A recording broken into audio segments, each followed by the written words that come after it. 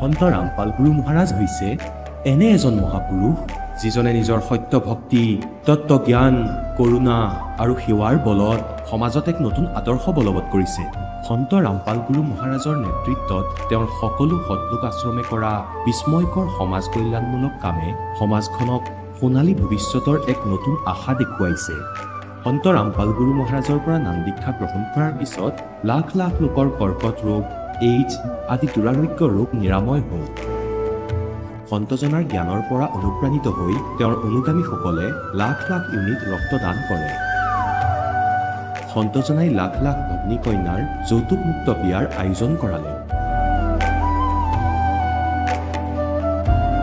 সন্তজনাই লাখ লাখ মানুহক ড্ৰাগছ আসক্তিৰ পৰা মুক্ত কৰিলে। কোটি কোটি ধ্বংসপ্ৰাপ্ত পৰিয়াল শান্তিত লাগিল।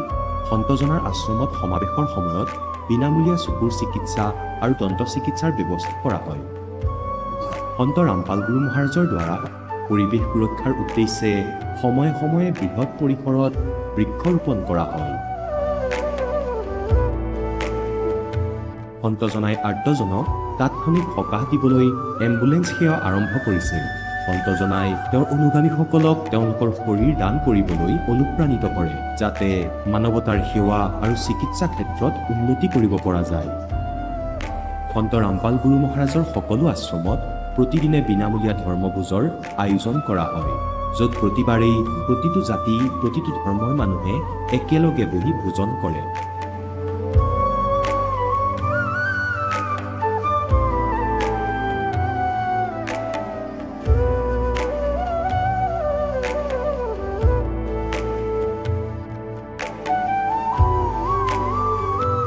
সন্ত ৰামপাল গুৰু মহাৰাজৰ আশ্ৰমত সহস্ৰাধিক বৃদ্ধ বৃদ্ধাই শ্ৰদ্ধা আৰু মৰমেৰে জীৱন যাপন কৰাৰ সুযোগ পায়। তেওঁলোকৰ থকা খোৱাৰ আৰু স্বাস্থ্যৰ সম্পূৰ্ণ দায়িত্ব সন্ত ৰামপাল গুৰু মহাৰাজে বহন কৰে।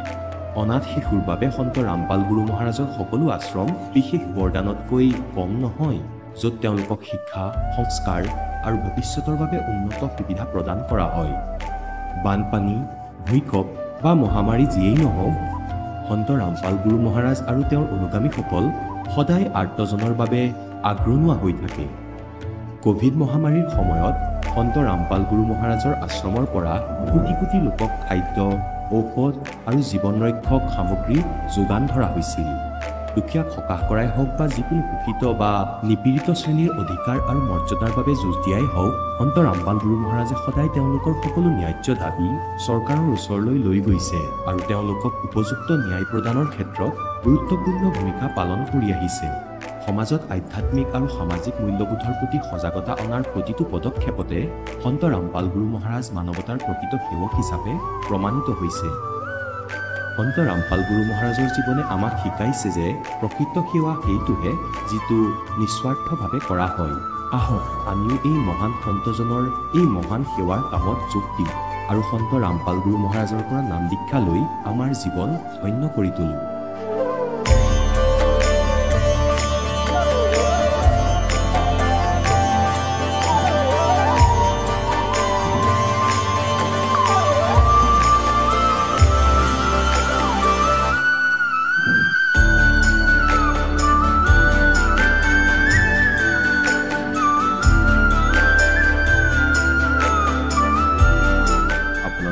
পৰিয়ালৰ সৈতে সৎলোক আশ্ৰমলৈ আন্তৰিকতাৰে আমন্ত্ৰণ জনোৱা হয়।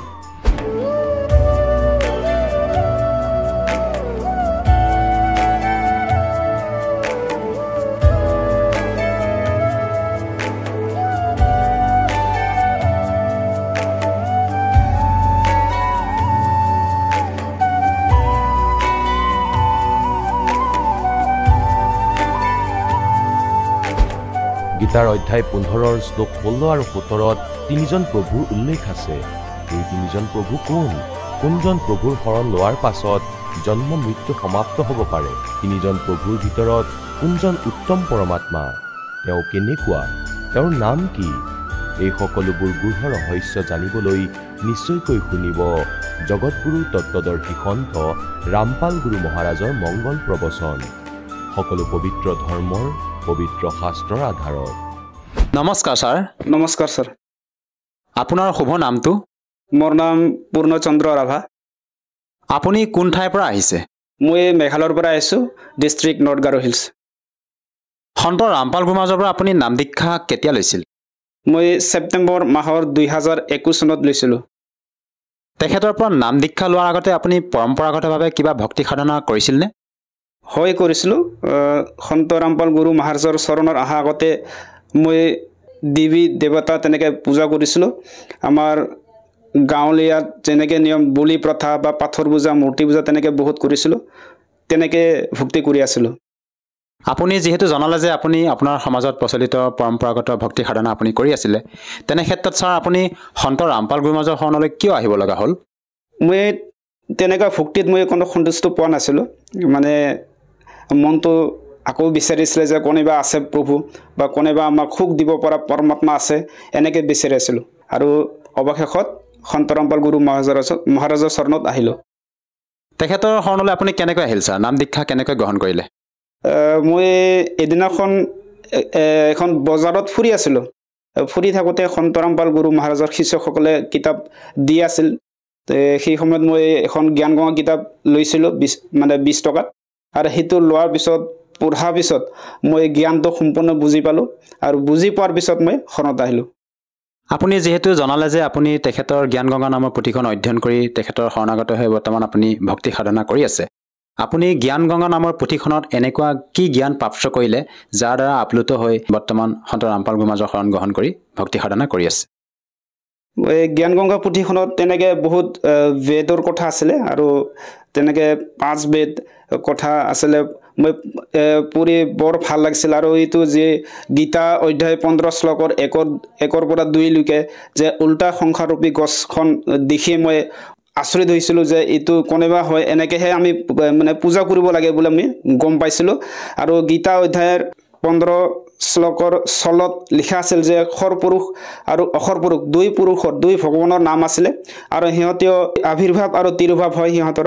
আৰু গীতা অধ্যায় 15 শ্লোক 17ত তাত লিখা আছিলে যে উত্তম পুৰুষটো অন্য হয় বুলি, আৰু তাত সেইটো উত্তম পুৰুষ যিজনে অবিনাশী হয় আৰু ত্ৰিলোকত আহি সকলোৰে পালন কৰি দিয়ে, সকলোকে সমান দৃষ্টিৰে চায় আৰু অমৰ হয়, অজৰ অমৰ হয়, তেওঁ কেতিয়াও মানে নমৰে।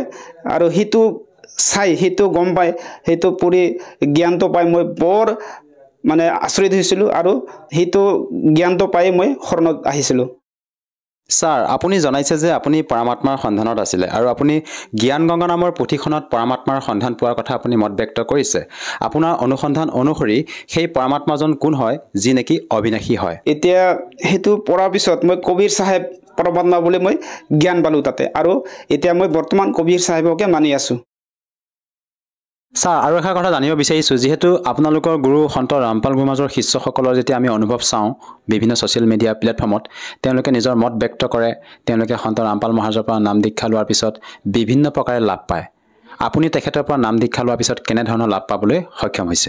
হয় ছাৰ, মই সন্ত ৰামপাল গুৰু মহাৰাজৰ শৰণত অহাৰ পিছত মই বহুত লাভ পাইছোঁ। বিশেষকৈ আধ্যাত্মিক লাভ পাইছোঁ, যে য'ত মই ভক্তি কৰি 84 লাখ ইউনিট মই নপৰিম, আৰু মোক্ষৰ ৰাস্তা পাইছোঁ। আৰু তাৰ বাহিৰেও মোৰ পত্নীৰ যিখিনি বেমাৰ আছিলে, তাই হেপাটাইটিছ বি বেমাৰত ভুগি আছিলে। 2 বছৰ চিকিৎসা কৰি আছিলোঁ, আৰু বৰ দামীৰ চিকিৎসা আছিলে তাৰ। এমাহত 10,000 মান যায় ঔষধ কিনোতে, আৰু আমি 3 মাহ ধৰি তেনেকৈ গুৱাহাটীলৈকে চেকআপত গৈছিলোঁ, 30,000 40,000 এনেকৈ গৈছিল। মই তাইক চিকিৎসা কৰি মই ভাগৰি পৰিছিলোঁ যে হে পৰমাত্মা, মোক কিবা এটা সহায় কৰ, যে মোৰ ঘৰত এনেকৈ অসুবিধা হৈ আছে, এনেকৈ দুখ কষ্ট মই হৈ আছোঁ। আৰু এনেকৈ পৰমাত্মাক আৰদাস লগাইছিলোঁ যে মোৰ অৱস্থা বেয়া, মোৰ সদায় এনেকৈ টকা মই খৰচ কৰিব নোৱাৰোঁ। সেয়েহে মই প্ৰাৰ্থনা কৰিছিলোঁ যে গুৰু মহাৰাজ, যে মই অকলে দীক্ষা ল'লে নহ'ব, মোৰ পৰিয়ালটো ল'ব লাগিব, আপোনাৰ চৰণত আনিব লাগিব, মোক কিবা এটা কৰক বুলি মই গুৰুজীক প্ৰাৰ্থনা কৰিছিলোঁ।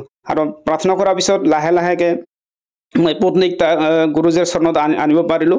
আৰু আজি 3 মাহৰ মূৰে মূৰে মোৰ য'ত 30,000 40,000 টকা গৈছিল, এতিয়া মই এটকাও পইচা খৰচ নকৰাকৈ মই এতিয়া ভক্তি কৰি লাভ পাই আছোঁ।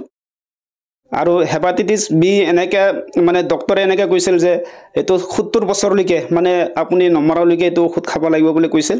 আৰু সেইটো শুনি মই বৰ ভাগৰি পৰিছিলোঁ যে কি হ'ব মোৰ জীৱনত বুলি কিন্তু যেতিয়া চৰণত আহিলোঁ তেতিয়া মোৰ সকলো দুখ কষ্টবোৰ দূৰ হৈ গ'ল আৰু মই ভাবি থাকিছিলোঁ যে মোৰ তেতিয়া মোৰ বাইকহে আছিল অকল মই বাইকটো চলাই মই কেনেকৈ মই আশ্ৰমত সৎসং শুনিব যাম এনেকৈ ভাবি মই সদায় গুৰুজীক প্ৰাৰ্থনা কৰি থাকোঁ যে গুৰুজীক কিবা এটা দয়া কৰক বুলি আৰু এনেকৈ কৰি মই এদিন এতিয়া মই 4 চকীয়া বাহন লৈছোঁ আৰু সেইটো লৈ আমি সৎসংগত আহোঁ তাৰ বাহিৰেও মই লাভ আছে মোৰ পাইলছ নিজৰে বেমাৰ আছিল পাইলছ বেমাৰ সেইটো বেমাৰটো ভাল হৈ গ'ল শৰণত অহাৰ পিছত আৰু এদিনাখন মই সৎসংগত আহিছিলোঁ আৰু সৎসংগত অহাৰ পিছত মোৰ পইচাও নাছিল মোৰ 1000 একাউণ্টত পইচা আছিল যেতিয়া মই আহোঁ তেতিয়া সৎসংগৰ পৰা ঘূৰি আহোঁতে মোৰ বিটিতে মানে বিচাৰিছিল যে মই কিবা এটা পুতলা ল'ম বুলি আৰু সেইটো কথা মই বহুত আগৰ দিনৰ পৰা কৈ আছিল বহুত দিনৰ পৰা কৈছিল যে কিবা এটা পুতলা ল'ম বুলি কিন্তু আহোঁতে মোৰ পইচা নাই মই তথাপিও দুখী মনেৰে গ'লোঁ যে বিটিকটো কিবা এটা দিব লাগিব বুলি যোৱাৰ পিছত মই একাউণ্টত চালোঁ মানে 1000 জাগাত 2000 সোমাই আছে আৰু সেইটো তেনেকৈ বহুত লাভ পাইছোঁ গুৰুজীৰ চৰণত অহাৰ পিছত আৰু এতিয়াও আমি ভালকৈ ভক্তি কৰি আছোঁ ছাৰ এইটো আচৰিত কথা আধুনিকতা এই যুগত এজন সাধাৰণ সন্তৰ পৰা নাম দীক্ষা লোৱাৰ পিছতে আপুনি আপোনাৰ পত্নী যি হেপাটাইটিছ বি বেমাৰৰ কথা ক'লে সেই বেমাৰৰ পৰা পৰিত্ৰাণ পালে লগতে আপোনাৰ নিজৰো পাইলছ ৰোগত আপুনি আক্ৰান্ত হৈ থকা বুলি ক'লে তাৰ পৰা আপুনি পৰিত্ৰাণ পাইছে লগতে আপুনি আৰ্থিকভাৱেও উপকৃত হৈছে এইটো ছাৰ কেনেকৈ সম্ভৱ সন্ত ৰামপাল গুৰুমাজে আপোনালোকক এনেকুৱা কি ভক্তিবিধি প্ৰদান কৰিছে যাৰ বাবে আপুনি এইদৰে লাভ পাবলৈ সক্ষম হৈছে হয় আমাৰ সন্ত গুৰু ৰামপাল মহাৰাজে আমাক এনেকৈ সঁচা ভক্তি প্ৰদান কৰিছে যে আমি অকল মন্ত্ৰ জাপ কৰি থাকিব লাগে আৰু সেইটো নিয়ম নীতি মানে নিয়ম মৰ্যাদাত মানি চলিব লাগে আৰু সেইটো মানি চলি আমি লাভ পাই আছোঁ আৰু সন্ত ৰামপাল গুৰুমাজে আপোনালোকক কোনখন ধৰ্মশাস্ত্ৰৰ আধাৰত আপোনালোকক সেই ভক্তিবিধি প্ৰদান কৰে সন্ত ৰামপাল গুৰু মহাৰাজে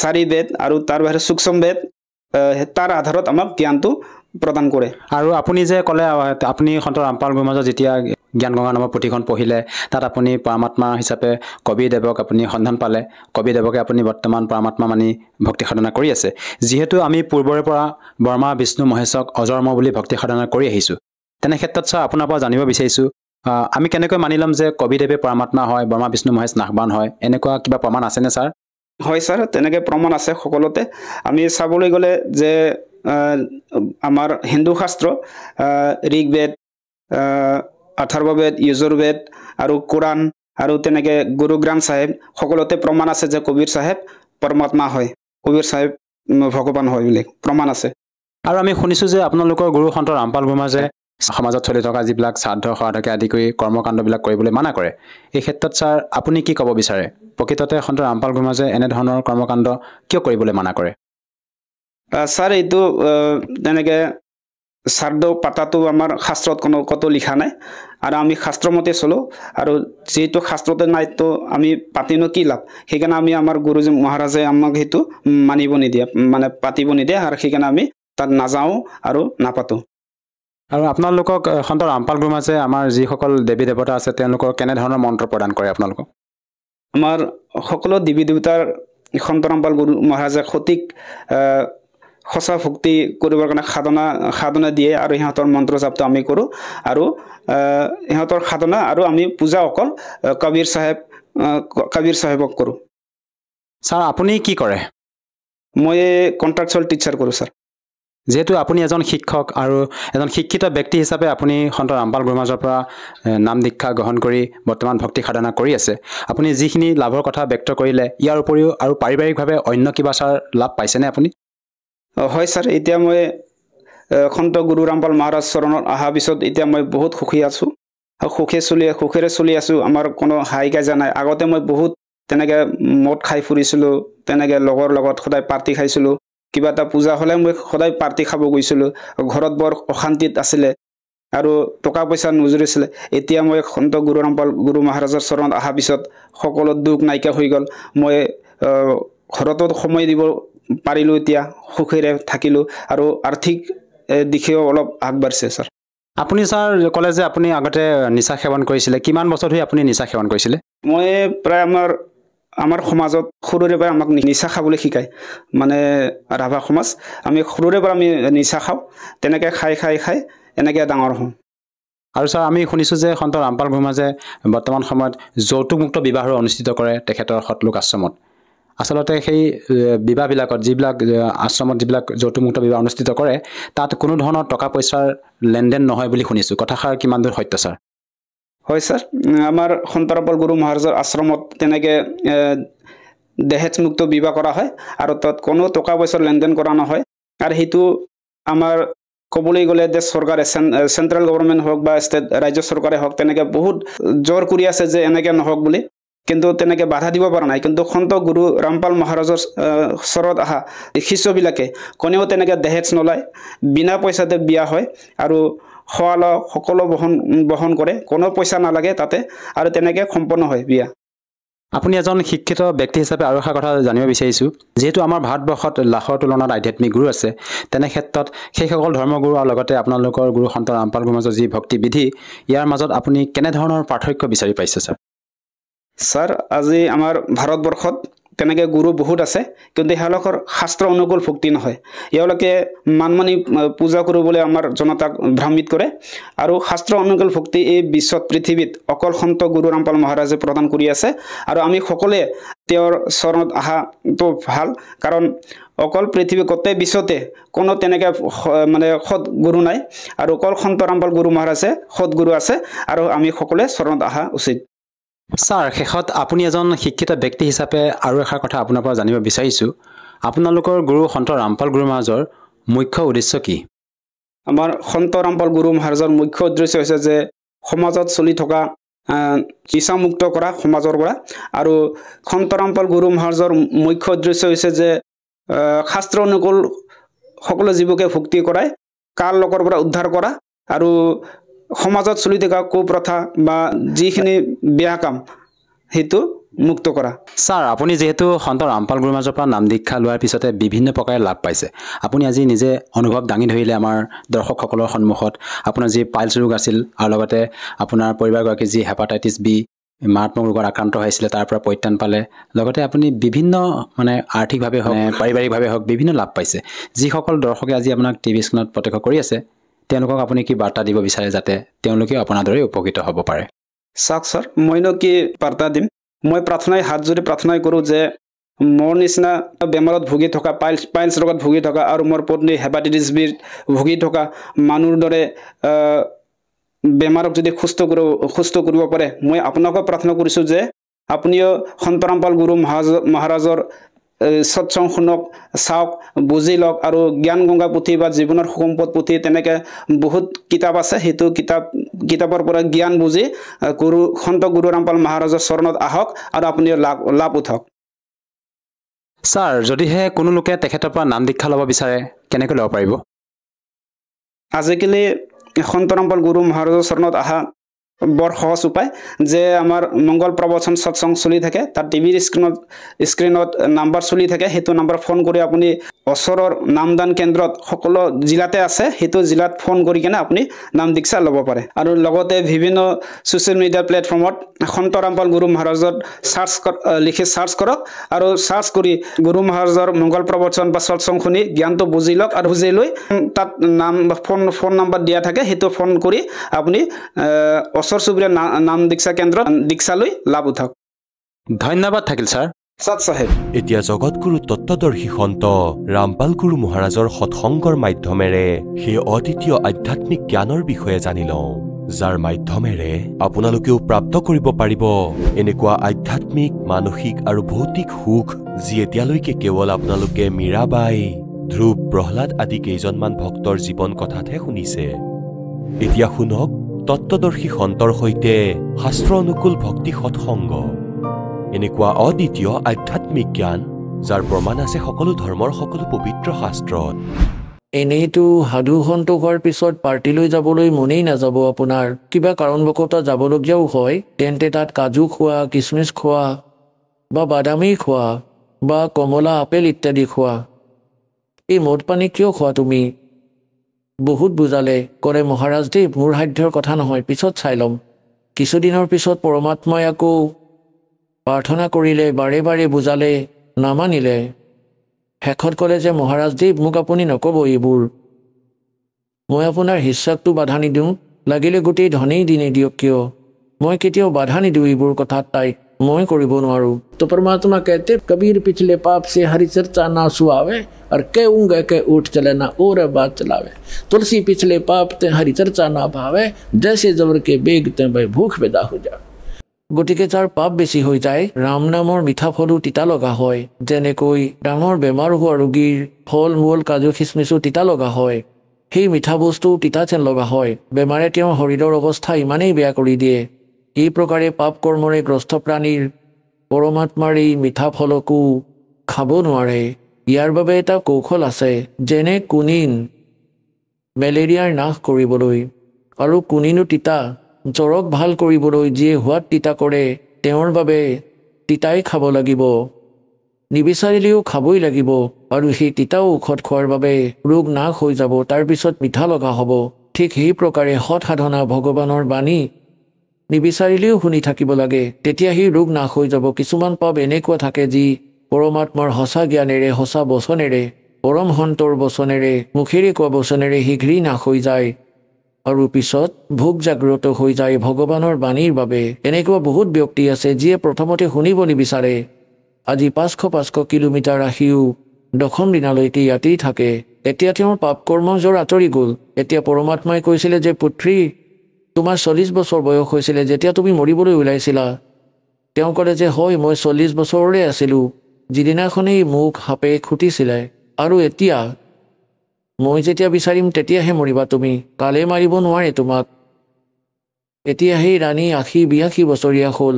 এবাৰ দুবাৰ তেওঁ নিজেই কৈছিলে যে মহাৰাজ এতিয়াতো মোক সৎলোকলৈ লৈ যাওক, সকলো কামেই হৈ গ'ল। পৰমাত্মাই ক'লে পুত্ৰী চোৱা, তোমাৰ নাতি নাতিনী বা সম্পত্তিত কোনো আস্থাটো নাই, ধন সম্পত্তিত যদিহে আস্থা থাকে তোমাৰ, ইয়াততো তুমি ফৰ্মেলিটি কৰি আছা, কিন্তু ওপৰলৈ যোৱাৰ পাছতে সকলোবোৰ পৰিষ্কাৰকৈ দেখা যাব আইনাৰ দৰে, তেতিয়া আকৌ আনিব লাগিব তোমাক। ক'লে যে নহয়, আপুনিতো অন্তৰ্যামী, মোৰ মনত একো নাই, মইতো সকলোবোৰ এৰি দিছোঁ, আপুনি মোক এনেকুৱা জ্ঞান দিলে। মৃত্যুটো হ'বই, যদি ভালে থাকোঁতে হয় তেতিয়াতো ভালেই। যেতিয়া তেওঁ 80-82 বছৰীয়া হ'ল তেতিয়া পৰমাত্মাই ক'লে ব'লা ইন্দ্ৰমতী আমি সৎলোকলৈ যাওঁ। ক'লে ব'লক। এতিয়া পৰমাত্মা অকলে আহিছিলে আৰু কাকো দেখা দিয়া নাছিলে, কিন্তু ইন্দ্ৰমতীয়ে দেখি আছিলে, তাই গুচি গ'ল। আনে ৰাণী মৰা দেখিলে যে ৰাণী মৰি গ'ল, ৰাণী মৰি গ'ল, কি হৈ গ'ল, ৰাণীৰ হাৰ্ট ফেইল হ'ল, যিয়েই নোকোৱা তাই গুচি গ'ল, তাই গমেই নাপায় তাই যে মৰিল। গতিকে মান সৰোবৰ আছে ওপৰত এখন, ওপৰত সেই মান সৰোবৰত গৈ কিছুদিনৰ বাবে এই জীৱক তাতে থোৱা হয়। তাতে থোৱাৰ পিছত কিছুদিন মনোভাৱ চোৱা হয় যে তেওঁ এতিয়া আৰু কিমান দুৰ্বল। গতিকে তাত যেতিয়া মান সৰোবৰ গৈ পালে তাত স্নান কৰোৱা হয়। আমাৰ যি আৱৰণত গোন্ধ থাকে আত্মাৰ মহিলা, তাত পৰমাত্মাৰ মন্ত্ৰিত জলেৰে তাত ভাল হয়। গতিকে ৰাণী স্নান কৰি আহি বাহিৰত বহিলে। তেতিয়া পৰমাত্মাই সুধিলে পুত্ৰী চাই লোৱা, কাৰোবাৰ প্ৰতি আস্থা আছে নেকি তোমাৰ তলৰ লোকত, সম্পত্তিত? তেতিয়া তেওঁৰ মনত এটা কথাই বিন্ধিলে যে হে মহাৰাজ, আপোনাৰ জ্ঞানৰ পৰাতো মই বহুত কিবা কিবি জ্ঞান পালোঁ, কিন্তু সংসাৰৰ দৃষ্টিত মোৰ যিজন স্বামী আছে এতিয়াতো মই মোৰ অৰিজিনেল স্বামীজনৰ কথা গম পালোৱেই। পৰম অক্ষৰ ব্ৰহ্ম তেওঁৱেই আমাৰ স্বামী, কিন্তু শৰীৰৰ যিজন স্বামী তেওঁ বহুত ভাল মানুহ আছিলে, কিন্তু সি অকৰ্মণ্য, ভগৱানৰ ভজন নকৰিলে। কিন্তু আজি মই যি উপলব্ধি কৰিছোঁ তাতে তেওঁৰ বহুত ডাঙৰ সহযোগ আছে মোৰ স্বামীৰ। তেওঁ মোক বাধা দিয়া নাছিলে, যদিহে তেওঁ মোক বাধা দিলে হয় পত্নীটো নিজৰ স্বামীৰ প্ৰতি বিবশ হৈ পৰে, আপোনাকো প্ৰৱেশ কৰিব নিদিলে হয়, তেওঁৰ এইখিনি সমৰ্থ আছিলে, আৰু মোকো ভক্তিৰ পৰা বঞ্চিত কৰালে হয়। সেই দেৱতাই কোনো বাধা নিদিলে। যদি ইয়াৰ পৰা কিবা ক্ৰেডিট হৈছে এই কামৰ পৰা, তেন্তে মই প্ৰাৰ্থনা জনাইছোঁ ভগৱান তেওঁকো শৰণত ল'ব। এতিয়া পুণ্যাত্মাসকল, পৰমাত্মাই গম পাই গ'ল যে এতিয়াও দুৰ্বলতা আছে। যেনেকৈ কালি কৈছিলোঁ, এজন বৃদ্ধ ব্যক্তিয়ে ডক্তৰৰ ওচৰলৈ গুচি গ'ল, বৃদ্ধাৱস্থাত দুৰ্বল হৈয়ে, মঙহ নাথাকে, কেৱল হাড়খিনিহে থাকে। ডক্তৰক গৈ কৈছিলে যে ডক্তৰ মোৰ ভৰিত বিষ হৈ থাকে, মোৰ ভৰিখন বিষাই থাকে, ভৰিত বিষ থাকে। ডক্তৰে চাই ক'লে যে আপোনাৰ দুৰ্বলতা উইকনেছৰ কাৰণে হৈছে, যে দুৰ্বল আপুনি বাবা। তাৰপিছত ক'লে যে মোৰ কঁকালো বিষাই থাকে। ডক্তৰে ক'লে দুৰ্বল হৈছে আপুনি। মোৰ মূৰো বিষাই থাকে ডক্তৰ। ডক্তৰে আকৌ ক'লে যে আপুনি দুৰ্বল হৈছে। তাৰপিছত ক'লে মই থিয় হ'লেই মূৰটো ঘূৰাই। ডক্তৰে আকৌ ক'লে দুৰ্বল আপুনি। এতিয়া বৃদ্ধজনৰ খং উঠিল। এতিয়া ক'লে তুমি ডক্তৰ নেকি? এটাই কথা জানা, দুৰ্বল দুৰ্বল, বেলেগো কওক। তেতিয়া ক'লে এয়াও দুৰ্বলতাই, কাৰণ দুৰ্বল মানুহৰ খং উঠে। এয়াও দুৰ্বলতাৰ বাবেই হৈছে, উইকনেছ। গতিকে পুণ্যাত্মাসকল পৰমাত্মাই গম পালে এয়াও দুৰ্বলতাই তোমাৰ, যি তুমি আজি কৈ আছা। যদি কিবা আৰু বাকী আছে তেন্তে কোৱা, নহ'লে ডুবি যাবা। তেতিয়া ক'লে পুত্ৰী অলপ ৰোৱা ইয়াত। এতিয়া ৰজা 90 বছৰীয়া হৈ গৈছিলে, সুস্থ সবল শৰীৰ থকা মানুহ, কাজু খায়, মদ পান কৰে, খিচমিচ বাদাম আৰু ৰঙা চেহেৰা। এতিয়া এনেকৈ ভাবিছিল যে 100-150 বছৰটো জীয়ামেই মই, নিশ্চয়কৈ। এতিয়া ৰজা আহিল, নিজৰ ঘৰলৈ আহিল ঘূৰি ফুৰি। 90 বছৰ হৈ গৈছিলে তেওঁৰ, আৰু আহিয়েই ঘোঁৰাৰ পৰা তললৈ নামিল। চাকৰবোৰ লগতে আছিল, অংগৰক্ষকো আছিল, বাহিৰৰ পৰা আহিছিল। কিন্তু বিচনালৈও গৈ নাপালে, পৰি গ'ল মাটিত। আৰু শৌচ পেচাব ওলাই গ'ল। যমদূতক থিয় হোৱা দেখা পালে। সময় আহি গ'ল তেওঁৰ, কালেতো এতিয়া 1 ছেকেণ্ডো নিদিব। এতিয়া টানি টানি উশাহ ল'বলৈ ধৰিলে। শৌচ পেচাব ওলাই গ'ল। এনেকৈ চকু ডাঙৰ কৰি দিলে। বেদ বৈদ্যসকলে সকলোবোৰ যন্ত্ৰ মন্ত্ৰ কৰিলে, সকলোবোৰ ঔষধ দিলে। তাৰপিছত বুজি পালে যে এতিয়া এওঁৰ অন্তিম সময়। তেতিয়া পৰমাত্মাই ক'লে যে চোৱা পুত্ৰী, সেই সাহসীজনৰ কি অৱস্থা হৈ গৈছে। চোৱা যমদূত চাৰিওফালে কেনেকৈ ভয় খুৱাই আছে, তাৰ মুখ বন্ধ কৰি থৈছে সিহঁতে। এতিয়া ক'ব পৰা নাই সি, তাতে অহংকাৰ কৰি ফুৰিছিল, কোৱাৰ পিছতো নামানিছিল। তেতিয়া ৰাণীয়ে ক'লে মইনো কি ক'ম আপোনাক, আপুনি দেখিছেই তেওঁ মোক বহুত সহায় কৰি থৈছে। পৰমাত্মাই বুজি পালে যে কি ক'ব বিচাৰিছে। তেতিয়া ক'লে পুত্ৰী মই যাওঁ। তেতিয়া পৰমাত্মা আহি প্ৰকট হ'ল তাত, তেওঁৰ চৌহদত। কবিৰ চাহেব অহাৰ পিছত যমদূত একেবাৰে নোহোৱা হ'ল। ৰজা চেতনা লৈ আহিল আৰু তেওঁ সন্মুখত পৰমাত্মাক থিয় হৈ থকা দেখিলে, চৰণত পৰিল আৰু যমদূতক আকাশত থকা দেখিলে। এবাৰ এনেকৈ চাই, এবাৰ কবি ভগৱানৰ ফালে চাই পৰমাত্মাই ক'লে ভাই, আজি তোমাৰ এণ্ড আহি গৈছিলে। চন্দ্ৰ বিজয়, তোমাৰ উশাহ বাকী নাছিলে। ক'লে হয়, ঠিকেই কৈছে। তেতিয়া পৰমাত্মাই ক'লে এতিয়া কি লাগে তোমাক? ক'লে মোক ভক্তি দি দিয়ক, ভক্তি দিয়ক, ভক্তি কৰিম। গতিকে পুণ্যাত্মাসকল, মানুহৰ তেতিয়াহে বিশ্বাস হয় যেতিয়া সিহঁতৰ মৃত্যুৰ সময় আহি পৰে, তেতিয়াহে ভগৱানক দেখে। कहते हैं दुख में सुमन सब करे, सुख में करे ना कोई, और जय सुख में सुमन कर लिए दुख क्यों होए? তেতিয়া পৰমাত্মাই ক'লে 2 বছৰ দিম তোমাক। 2 বছৰ যদি ভক্তি কৰা ঠিকেই আছে, নহ'লে তুমি ধ্বংস হৈ যাবা। ল'ৰা ছোৱালীক ৰাজপাত গতাই মালা লৈ বহি পৰিল। 2 বছৰৰ ভিতৰত সকলোবোৰ সম্পন্ন কৰিলে। কোৱা হয় जीवन तक थोड़ा ही बोला जो सत सुमरण हो और लाख वर्ष का जीवन लिख रहनी को। গতিকে এই প্ৰকাৰে সেই দুয়োটা প্ৰাণীকে মুক্তি দিলে সি কবিৰ ভগৱানে। বলো সতগুৰুদেৱ কি।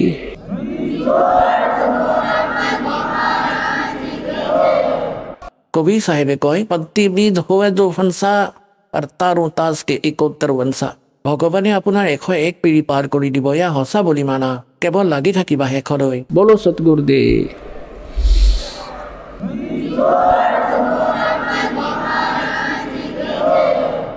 পৰম পিতা পৰমাত্মা পূৰ্ণ ব্ৰহ্ম সমগ্ৰ সৃষ্টিৰ ৰচয়িতা কুল মালিক কবিৰ দেৱৰ অসীম কৃপাৰে আপোনালোক সকলো পুণ্যাত্মাই সৎসংগ শুনিবলৈ উপস্থিত হৈছে।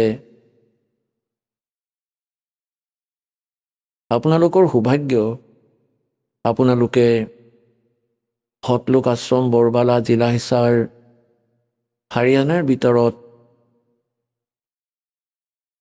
আপোনালোক উপস্থিত হৈছে। কৌটি কৌটি জনমৰ পুণ্য সংস্কাৰ যি পুণ্যাত্মাৰ উদয় হয়, সেই পুণ্যকৰ্মী প্ৰাণী জিলা হিছাৰৰ বৰবালা আশ্ৰমৰ সৈতে জড়িত হয়। সেই পুণ্যাত্মাসকলৰ পূৰ্বৰ সংস্কাৰৰ গণনা হ'ব নোৱাৰে। পৰমেশ্বৰ কবিৰ দেৱ আমি সকলো আত্মাক যথাৰ্থ জ্ঞান দিয়াৰ বাবে আহে আৰু সেই জ্ঞান তেওঁ মুখ কোমলেৰে স্বয়ঙে কয়। সেয়া শ্ৰীমদ ভাগৱত গীতাৰ অধ্যায় নম্বৰ 4 শ্লোক নম্বৰ 32 কৈছে যে সচিদানন্দ ঘনব্ৰহ্মৰ বাণী ব্ৰহ্মণী মুখে অৰ্থ হ'ল সচিদানন্দ ঘনব্ৰহ্মৰ বাণীত ধাৰ্মিক অনুষ্ঠানৰ বিষয়ে বিস্তাৰিতভাৱে কোৱা হৈছে আৰু সেই অমৰ বাণীত তত্ত্বজ্ঞানক জনাৰ পিছত প্ৰাণীয়ে পূৰ্ণৰূপেৰে মুক্তি প্ৰাপ্ত কৰে। 4ৰ্থ অধ্যায়ৰ 34 নম্বৰ শ্লোকত কৈছে যে সেই তত্ত্বজ্ঞানক যি সচিদানন্দ ঘনব্ৰহ্ম অৰ্থাৎ পৰমক্ষৰ ব্ৰহ্ম পূৰ্ণ পৰমাত্মা সত্যপুৰুষে স্বয়ঙে আহি মুখ কমলেৰে যি জ্ঞান দিয়ে সেয়া তত্ত্বজ্ঞান। সেই তত্ত্বজ্ঞানক তুমি তত্ত্বদৰ্শী সন্তৰ ওচৰলৈ গৈ বুজা। তেওঁক দণ্ডৱত প্ৰণাম কৰিলে আৰু নিষ্কপট ভাৱেৰে সৰলতাৰে প্ৰসন্ন কৰিলে সেই তত্ত্বদৰ্শী সন্তই তোমাক সেই তত্ত্বজ্ঞানৰ উপদেশ কৰিব। ইয়াৰ পৰা এইটো কথাটো সিদ্ধ হৈ গ'ল যে গীতাৰ জ্ঞানদাতা এয়া সচিদানন্দ ঘনব্ৰহ্ম নহয়, এয়া পৰমক্ষৰ ব্ৰহ্মও নহয়, এয়া কমপ্লিট গড নহয়।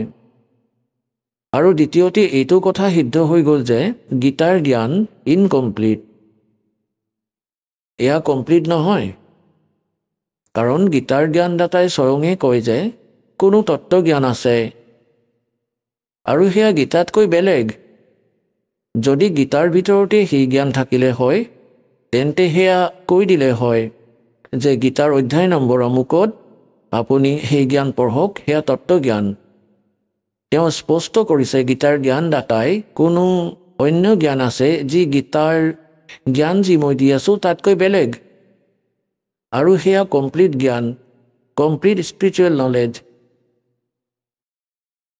আৰু তৃতীয়তে এইটো কনচেপ্ট ক্লিয়াৰ হ'ল যে গীতাৰ জ্ঞানদাতাও সেই তত্ত্বজ্ঞানৰ সৈতে পৰিচিত নহয়।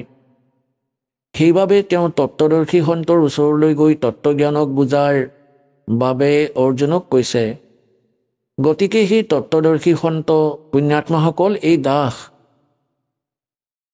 ৰামপাল দাস সেই তত্ত্বদৰ্শী সন্ত যি জ্ঞান শ্ৰী ব্ৰহ্মা শ্ৰী বিষ্ণু শ্ৰী শিৱৰ নাই, দেৱীৰো নাই, গীতাৰ জ্ঞানদাতা এই ক্ষৰ পুৰুষৰো নাই। সেই জ্ঞান পৰমেশ্বৰে সেই অমৃতবাণীত কবিৰ বাণীত লিখিছে আৰু কবিৰ পন্থীয়েও সেই জ্ঞান বুজি নাপালে। যি সচিদানন্দ ঘনব্ৰহ্মৰ বাণী যাক সূক্ষ্ম বেদ বুলি কোৱা হয়, সেই সূক্ষ্ম বেদক যাক কবিৰ পন্থী বুলি কোৱা হয় তেওঁলোকেও বুজি নাপালে। কিয়নো বেদক বুজাটো এয়া জনসাধাৰণৰ স্তৰৰ কথা নহয়। गुरु बिन काहु न पाया ज्ञान, जो थोथा बुस छड़े मूड किसान। गुरु बिन वेद पढ़े जो प्राणी, समझे न सार रह अज्ञानी। कारण गुरुर अबिहने बेदक बुझी पोৱা নাযায় আৰু গুৰুৰ অবিহনে যি বেদ পঢ়ে তেওঁলোকে সাৰ বস্তুৰ সৈতে পৰিচিত নহয়, সাৰাংশৰ কথা নাজানে। গতিকে তেওঁলোকৰ প্ৰযত্ন এনেকুৱা হয় যেনে কোনো মূৰ্খ খেতিয়কে তুঁহবোৰক গুৰি কৰি তাৰ পৰা চাউল প্ৰাপ্ত কৰাৰ চেষ্টা কৰে। যেনে ধৰক ধান খেৰৰ মুঠি পৰি আছে ক'ৰবাত আৰু সেই মুঠিটোক কোনোবাই কোবাই আছে আৰু যদি তাক কোনোবাই সোধে কি কৰি আছা, ধান উলিয়াই আছোঁ, তেন্তে এয়া ব্যৰ্থ প্ৰযত্ন। তেওঁ বুদ্ধিমান ব্যক্তি নহয়, তেওঁ হয়তো মদৰ নিচাত আছে অথবা পাগল। গতিকে এই প্ৰকাৰে কৈছে যে বেদ গুৰুৰ অবিহনে পঢ়াটো, এই নকলি গুৰুসকলেও বেদ পঢ়িব নোৱাৰে। আজিলৈকে যিসকল ঋষি মহৰ্ষি আছিলে সেই সকলোবোৰ নকলি, তেওঁলোক গুৰু নহয়, তেওঁলোকৰ আধ্যাত্মিক জ্ঞান শূন্য আছিল। গুৰু স্বয়ং পৰমাত্মাই আহে। তুম সাহেব তুম সন্ত हो, तुम सतगुरु तुम हंसी, गरीब दास तेरे रूप बिन और न दूजा अंश।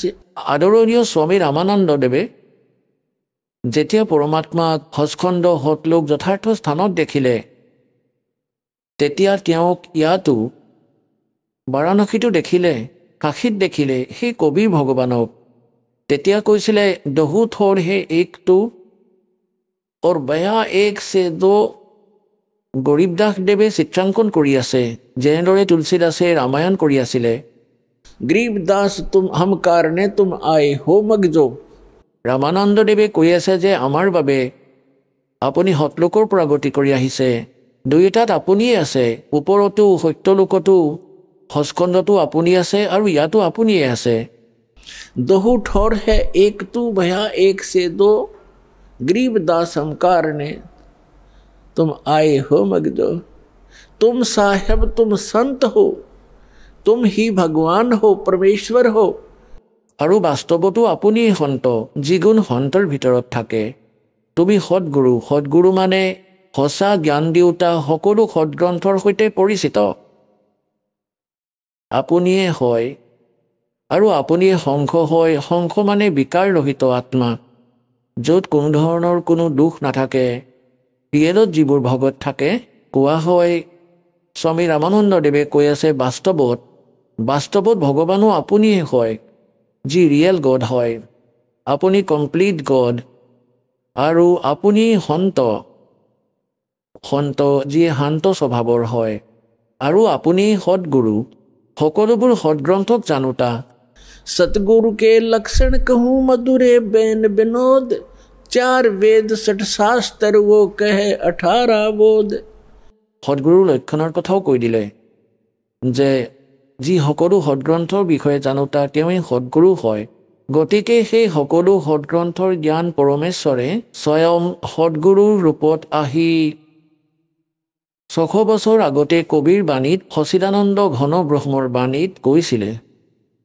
গতিকে ইয়াত কৈছে যে সেই পৰমাত্মাই স্বয়ং আহিয়ে নিজৰ জ্ঞান দিয়ে। তেওঁ বাস্তৱত গুৰু হয় আৰু তেওঁৰ দ্বাৰা কোৱা অমৃতবাণী লিপিবদ্ধ কৰা হয়। যি সূক্ষ্ম বেদ আছে, যি সচিদানন্দ ঘনব্ৰহ্মৰ বাণী আছে, সেয়া কবিৰ বাণী। সেই সূক্ষ্ম বেদক কবিৰপন্থীয়ে বুজি নাপালে। সাধাৰণ সমাজটো বহুত দূৰত আছে তাৰ বিধান আৰু পৰমাত্মাৰ জ্ঞানৰ পৰা। যিসকলে নিজকে কবিৰপন্থী বুলি কয় তেওঁলোক নকলি হয় সকলো, কাৰণ তেওঁলোকৰ তাত কবিৰ চাহেবৰ যথাৰ্থ জ্ঞান নাই, তেওঁলোকৰ যথাৰ্থ ভক্তিবিধি নাই।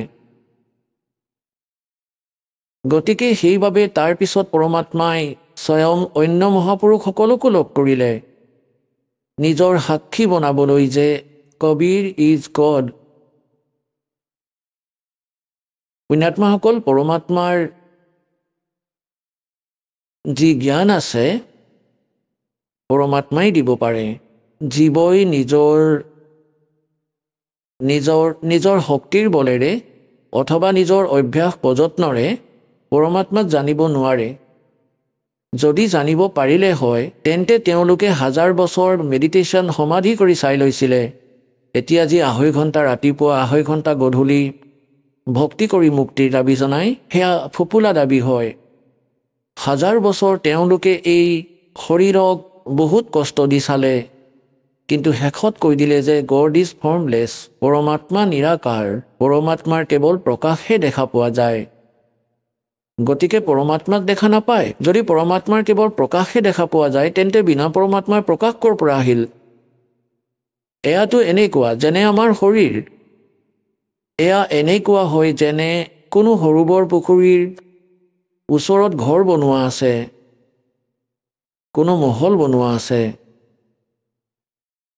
আৰু সেই সূৰ্যৰ পোহৰ সেই সৰোবৰৰ পানীৰ পৰা ৰিফ্লেক্ট হৈ প্ৰতিবিম্ব হৈ আৰু সেই ঘৰটোৰ কোনো ছাদত পৰি আছে। গতিকে তাত যি পোহৰ পৰি আছে সেয়া সূৰ্যৰ হয়, কিন্তু সেয়া সূৰ্য নহয়। আৰু কোনোবাই যদি কয় সেয়া পোহৰটো সূৰ্যৰ হয় যিটো আমি ঘৰত পৰা দেখি আছোঁ, কিন্তু সূৰ্য নিৰাকাৰ, তেন্তে তেওঁ বুদ্ধিমান ব্যক্তি হয় জানো? গতিকে এই শৰীৰৰূপী মহলত সেই পৰমাত্মাৰ ৰিফ্লেক্টেড মানে প্ৰতিবিম্বৰ দ্বাৰা হোৱা যি পোহৰ, যি প্ৰতিবিম্ব দেখা পায় এওঁলোকে, আৰু শেষত তেওঁলোকে এইটোৱেই মানি ল'লে যে পৰমাত্মা নিৰাকাৰ, পৰমাত্মাৰ কেৱল পোহৰহে দেখা পোৱা যায় ত্ৰিকুটিত, অথবা য'ত তেওঁলোকে ধ্যানৰ ব্যৰ্থ প্ৰযত্ন কৰে।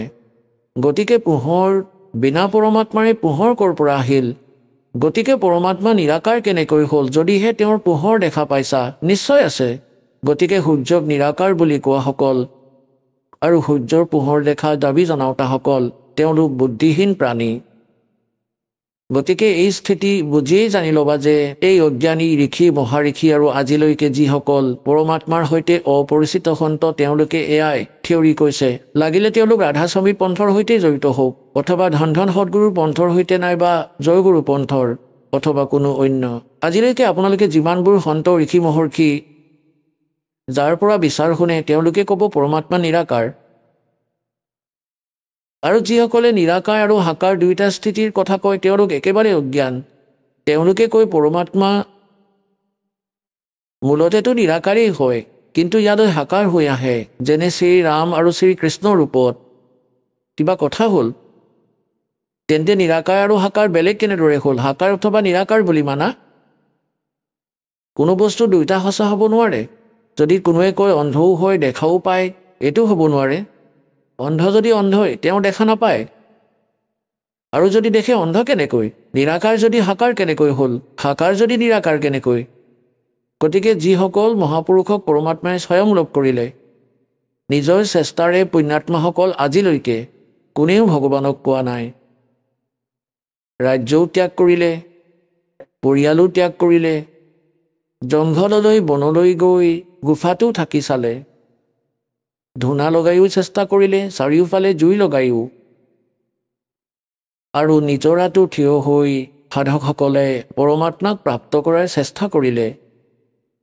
কিন্তু অল ইন ভেইন, মানে সকলো নিষ্ফল হ'ল, কাৰণ তেওঁলোকৰ সাধনা একৰ্ডিং টু দ্য শাস্ত্ৰ নাছিলে। তেওঁলোকৰ সাধনা শাস্ত্ৰ অনুকূল নাছিলে, মনে সজা আচৰণ আছিলে। আৰু এতিয়াও যিসকলে মনৰ মতে আচৰণ কৰি আছে তেওঁলোকেও নিজৰ জীৱন ব্যৰ্থ কৰি আছে। যেনেকৈ শ্ৰীমদ ভাগৱত গীতা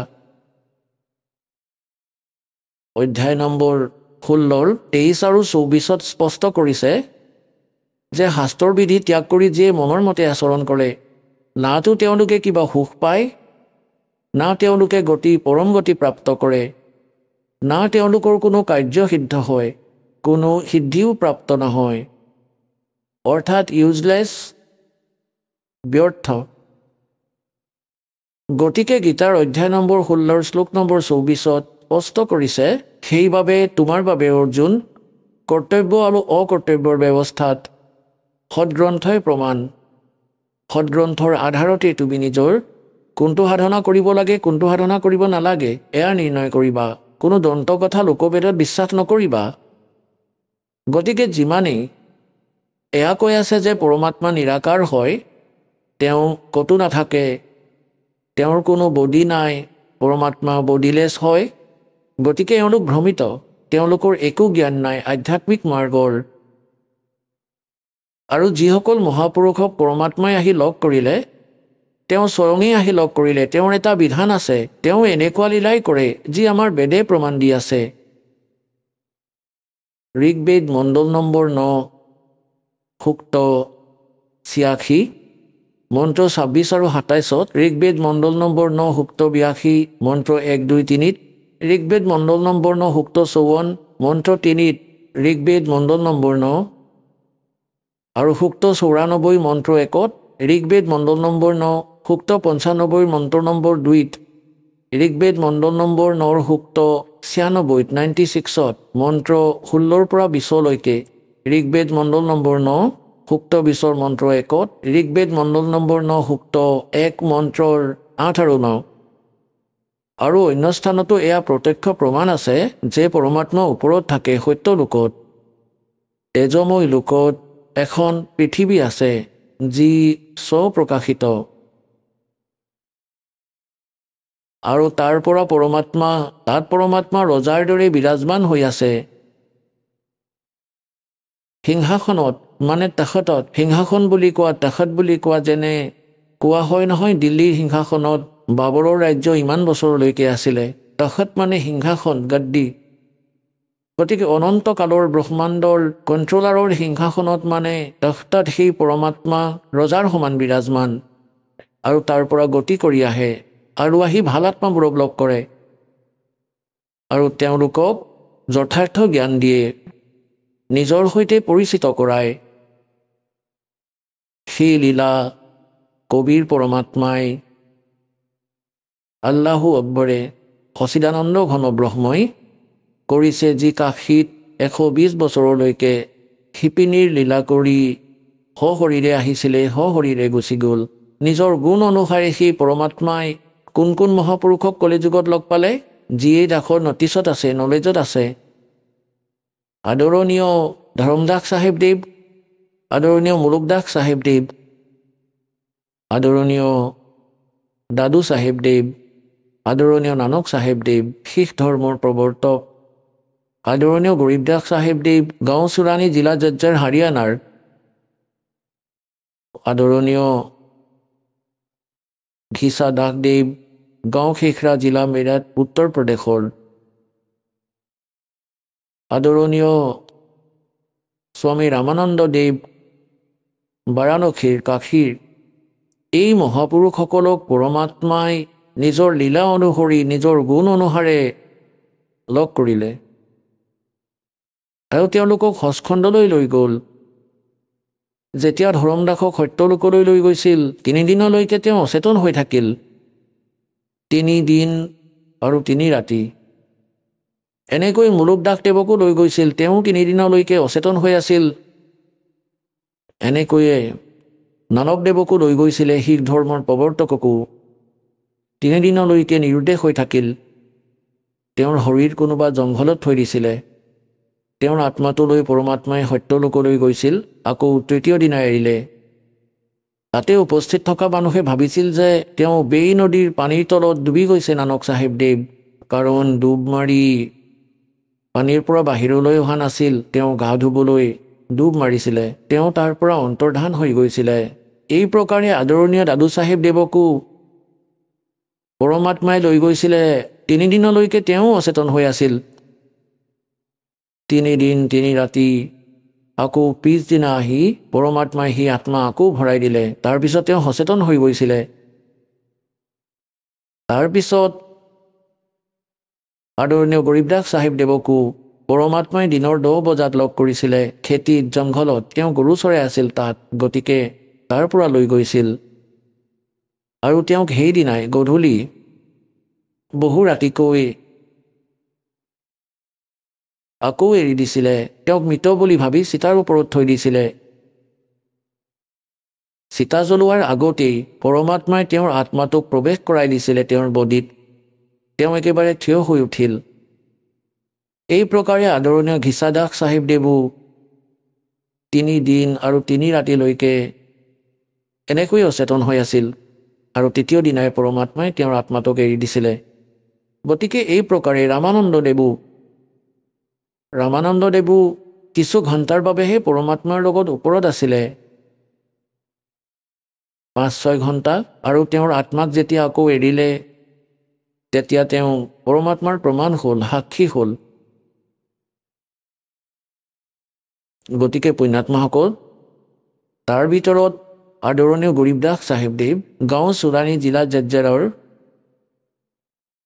তেওঁক পৰমেশ্বৰে নিজৰ যথাৰ্থ জ্ঞান পুনৰ দিছিলে এনেইতো অন্য মহাপুৰুষসকলকো দিছিলে কিন্তু সেই সময়ৰ বাণী যি আছে মাজতে অলপ চলপ কিবা ৰৈ গৈছিলে ইফালৰ সিফালৰ সকলোখিনি সংৰক্ষিত হোৱা নাছিলে গতিকে গৰীবদাসদেৱৰ ওপৰত পৰমাত্মাই সেই মৰমীয়াৰ আত্মাজনৰ মাধ্যমেৰে নিজৰ কমপ্লিট জ্ঞান দিলে আহক আমি এতিয়া সেই শ্ৰদ্ধালুসকলৰ অনুভৱবোৰ জানো যিসকলে জগতগুৰু তত্ত্বদৰ্শী সন্ত ৰামপাল গুৰু মহাৰাজৰ পৰা দীক্ষা প্ৰাপ্ত কৰিছে তথা তেওঁ কোৱা ভক্তি মাৰ্গ এওঁলোকে অৱলম্বন কৰি আছে নমস্কাৰ ছাৰ নমস্কাৰ ছাৰ ছাৰ কি নাম আপোনাৰ মোৰ নাম প্ৰশান্ত কুমাৰ সাহু প্ৰশান্ত আপুনি ক'ৰ পৰা আহিছে মই সুভাষপুৰ ভেটাপাৰা ছত্তীশগড়ৰ পৰা আহিছোঁ ছাৰ প্ৰশান্ত আপুনি সন্ত ৰামপালদেৱ মহাৰাজৰ পৰা নাম দীক্ষা কেতিয়া ল'লে ছাৰ মই সন্ত ৰামপালদেৱ মহাৰাজৰ পৰা নাম দীক্ষা 17 অক্টোবৰ 2017 লৈছিলোঁ সন্ত ৰামপালদেৱ মহাৰাজৰ পৰা নাম দীক্ষা লোৱাৰ আগতে আপুনি কি ভক্তি সাধনা কৰিছিলে?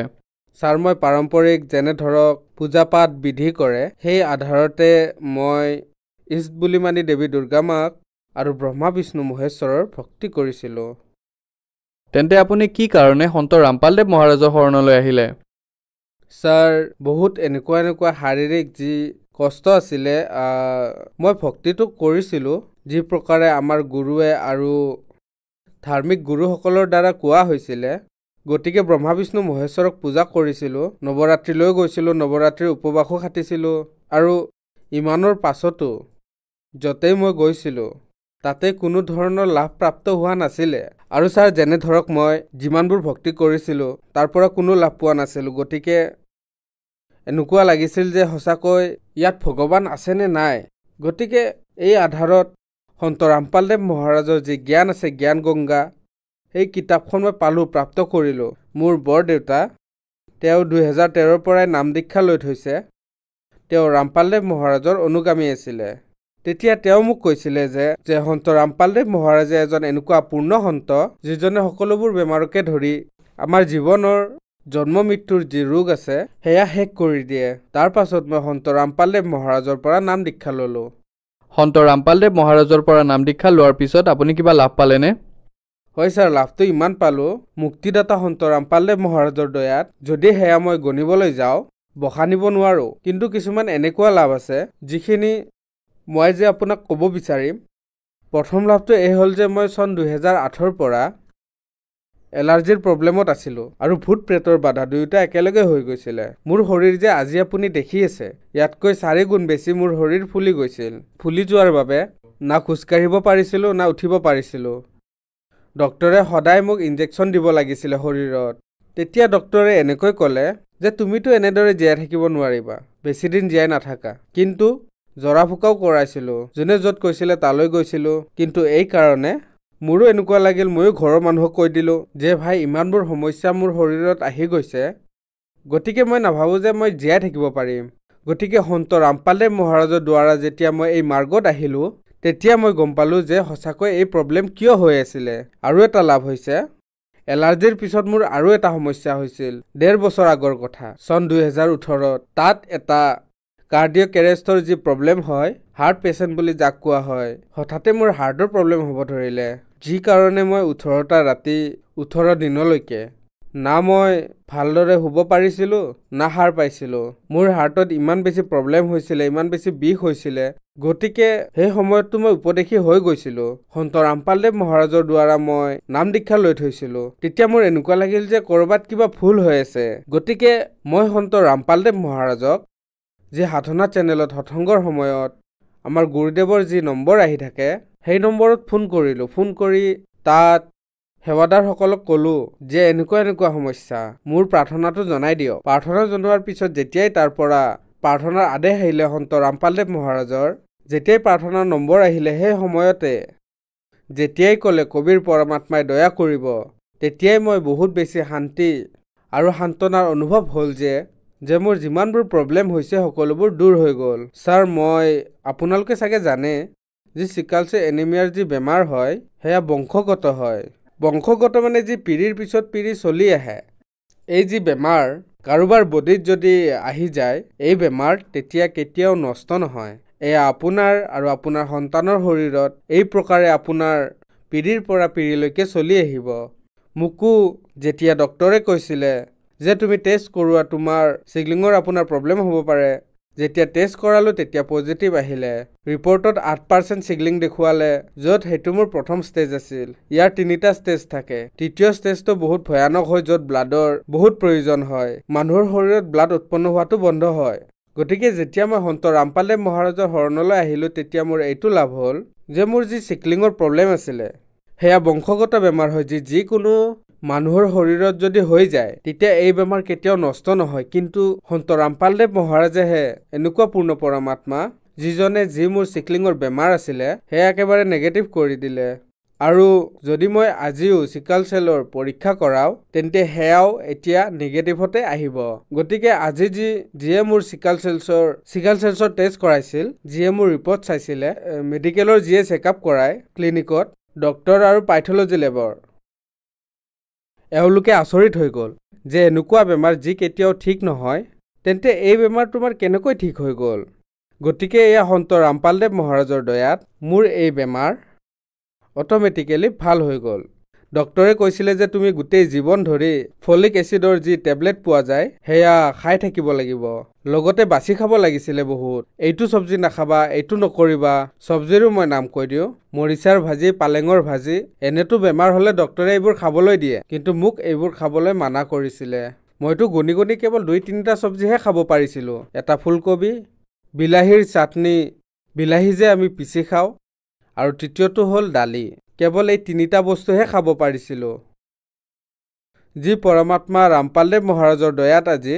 মোৰ এই সকলোবোৰ প্ৰব্লেম ভাল হৈ গ'ল আপুনি মোৰ ৰিপৰ্টটো চাব পাৰে চিকল চেলৰ আপোনালোক সকলোৱে চাব পাৰে মোৰ চিকল চেলৰ ৰিপৰ্ট য'ত ইয়াত লিখা আছে 8% পজিটিভ যেতিয়া মই সন্ত ৰামপালদেৱ মহাৰাজৰ পৰা নাম দীক্ষা ল'লোঁ তাৰ পিছৰ ৰিপৰ্ট মই আপোনালোকক দেখুৱাব বিচাৰিম য'ত -VE লিখা আছে মাইনাছ মানে পজিটিভৰ জেগাত নিগেটিভ আহিছে এতিয়া যিমানবোৰ ৰিপৰ্ট মই চাওঁ তেতিয়া মোৰ সকলোবোৰ ৰিপৰ্ট নিগেটিভতে আহে য'ত নেকি চিকল চেল হোৱাসকলৰ আৰু এটা কথা কৈ দিওঁ ৰিপৰ্টৰ যিসকল চিকল চেল হোৱা ব্যক্তি আছে HB হিমোগ্লোবিন উৎপন্ন নহয় মোৰ হিমোগ্লোবিন ইয়াত 14.8 গ্ৰাম আছে আৰু ইয়াত বৃদ্ধি হোৱা দেখুৱাইছে য'ত নেকি চিকল চেল হোৱাসকলৰ যি হিমোগ্লোবিন আছে সেয়া উৎপন্ন নহয় স্যাৰ কি কাম কৰে আপুনি বৰ্তমান মই গ্ৰেজুৱেট প্ৰশান্ত আপুনি এজন শিক্ষিত ব্যক্তি আপুনি এটা বেমাৰৰ নাম ক'লে চিকল চেল ডক্টৰে আপোনাক কৈ দিছিলে যে এয়া বংশগত বেমাৰ আৰু ইয়াৰ বাবে আপুনি গোটেই জীৱনটো ঔষধ খাব লাগিব এই বেমাৰ কেতিয়াও ভাল নহয় আপুনি পজিটিভ ৰিপৰ্টটো দেখুৱালে তাৰ পিছত সন্ত ৰামপালদেৱ মহাৰাজৰ পৰা নাম দীক্ষা লোৱাৰ পিছত নেগেটিভ ৰিপৰ্টটো দেখুৱালে যাৰ মেডিকেল সায়েন্সতো প্ৰমাণ আছে গতিকে স্যাৰ এয়া কেনেকৈ সম্ভৱ হৈ আছে যে যিজন মানুহক মেডিকেল সায়েন্সে ৰিজেক্ট কৰি দিয়ে তেওঁলোকক সন্ত ৰামপালদেৱ মহাৰাজে ঠিক কৰি আছে এনেকুৱা কেনেকৈ হৈ আছে স্যাৰ পোনপ্ৰথমেতো মই ক'ব বিচাৰিম মেডিকেল সায়েন্সে হওক বা কোনো বস্তুৱে থাকক পৃথিৱীত যি প্ৰকাৰে ভগৱান আছে ঠিক সেই প্ৰকাৰে প্ৰেত আত্মাও আছে গতিকে সন্ত ৰামপালদেৱ মহাৰাজ যিজন পূৰ্ণ সৎগুৰু তেওঁৰ সাধনাই এনেকুৱা হয় যাৰ শাস্ত্ৰ অনুসৰি যদি আমি সঠিক ভক্তি কৰোঁ সঠিক পথত যাওঁ যি ধৰণে 2 আৰু 2 4 হয় ঠিক তেনেদৰে যদি কোনোবা 2 আৰু 2 5 বুলি কয় সেইটো ভুল হয় গতিকে আপুনি যদি সঠিক পথত চলি আছে তেন্তে আপুনি যিকোনো বেমাৰেই সন্ত ৰামপালদেৱ মহাৰাজৰ পৰা নাম দীক্ষা লৈ যদি সঠিক ভক্তি কৰে তেওঁ দিয়া ভক্তিৰ যি মাৰ্গ আছে তেওঁৰ পৰা যেতিয়া নাম দীক্ষা লোৱা হয় তেতিয়া কিছুমান নিয়ম থাকে সন্ত ৰামপালদেৱ মহাৰাজৰ পৰা নাম দীক্ষা লওঁতে যি নিয়ম থাকে আমি ফলো কৰোঁ যি আমি আজীৱন ধৰি পালন কৰোঁ যদি সেই নিয়মত থাকি সাধনা কৰোঁ ভক্তি কৰি থাকোঁ তেন্তে এয়াতো সৰু সুৰা প্ৰব্লেমেই হয় বেমাৰ হয় আপোনালোকক আৰু এটা কথা কওঁ যদি কোনোবা হাৰ্টৰ পেচেণ্ট হওক বা কেঞ্চাৰৰ ৰোগী হওক সকলোৰে বেমাৰৰ চিকিৎসা সন্ত ৰামপালদেৱ মহাৰাজৰ পৰা নাম দীক্ষা লোৱা মাত্ৰেই ঠিক হৈ যায় কাৰণ সন্ত ৰামপালদেৱ মহাৰাজে পূৰ্ণ সৎগুৰু হয় স্যাৰ সন্ত ৰামপালদেৱ মহাৰাজৰ পৰা নাম দীক্ষা লোৱাৰ পিছত আপোনাৰ দুৰাৰোগ্য বেমাৰো ভাল হ'ল ডক্টৰে কৈ দিছিলে যে এই বেমাৰ আপোনাৰ কেতিয়াও ভাল নহয় আপুনি জীৱনটো ঔষধ খাব লাগিব আপুনি পজিটিভ ৰিপৰ্টটো দেখুৱালে নেগেটিভ ৰিপৰ্টটো দেখুৱালে গতিকে যিসকল দৰ্শকে আজি আপোনাক টিভিত দেখি আছে আৰু তেওঁলোকে এই সমস্যাত আছে তেওঁলোকক আপুনি কি ক'ব স্যাৰ যিসকল দৰ্শকে আজি মোক চাই আছে তেওঁলোকক সসন্মানেৰে হাতজোৰ কৰি প্ৰাৰ্থনা জনাওঁ যে আপোনালোক সকলোৱে সন্ত ৰামপালদেৱ মহাৰাজৰ জ্ঞান শুনক তেওঁৰ জ্ঞান অমূল্য হয় বহুত অমূল্য আৰু এই সংসাৰৰ অদ্বিতীয় জ্ঞান তেওঁৰ দৰে জ্ঞান কোনো ধাৰ্মিক গুৰুৰ ওচৰত নাই গতিকে আপোনালোক সকলোৱে যদি মোৰ দৰে লাভ হোৱাটো বিচাৰে লাভ প্ৰাপ্ত কৰিব খোজে গতিকে সন্ত ৰামপালদেৱ মহাৰাজৰ দ্বাৰা যি ভক্তি কোৱা হয় তেওঁৰ পৰা নাম দীক্ষা লওক আৰু আপুনি আপোনাৰ কল্যাণ কৰাব পাৰে ধন্যবাদ স্যাৰ সৎ সাহেব